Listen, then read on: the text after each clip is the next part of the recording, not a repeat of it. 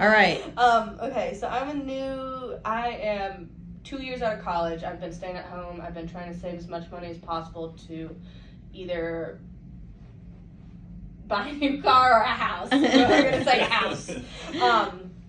That's your scenario. Yeah, I've got enough credit open. Yep. Just let's say I have a 700. Yep. 675, 700, whatever. How much am I, like, what am I needing to know if I want to do the minimum, I want to do the cheapest monthly, I want to try to do. Give us your best deal, right? Yeah, I want to be paying less than what I would be for rent in Yep. like a studio apartment, Yep. like, which is still high. Yeah. Tell us what you got. So obviously every scenario is a little bit different in terms of income, credit, all that type stuff, as well as what is their lifestyle, what is the monthly budget that they're comfortable with. But we've got a first-time homebuyer program that we can do 100% financing.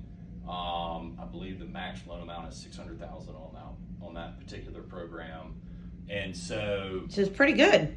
yeah, I mean That allows people in all stages of life right to qualify. Exactly. And so the goal of that program is to really help out those first-time home buyers that hey, maybe they have a good job, but either they're paying rent and so they're having a hard time saving up for that down payment,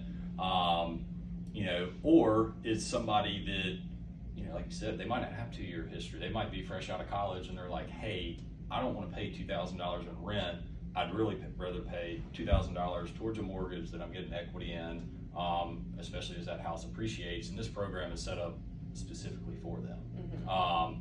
So between no down payment, yes, you have some closing costs, but if you're working with a realtor, a lot of times you can get some or all of those closing costs paid for at closing, to where the amount of cash needed at closing is minimal compared to even like an FHA loan that you require 3.5% down plus closing costs. So in this program, it's a 30-year fix, no PMI.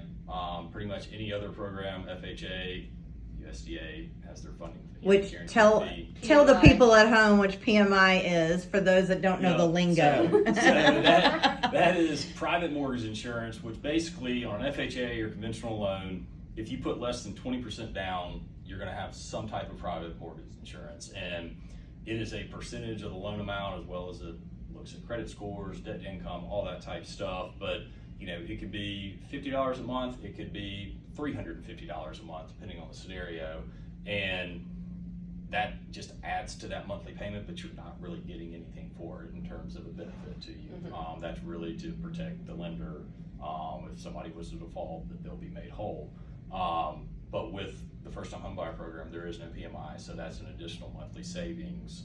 That's a that big you're deal. gonna have, even if it's saving you $100 a month. Well, that's $1,200 a year. Because normally that wouldn't be an option unless you put 20% down. Correct. Or So- paid down 20% of your Right. loan. The PMI on a conventional loan does fall off once you hit that 80%, but if you put 3% down to get to that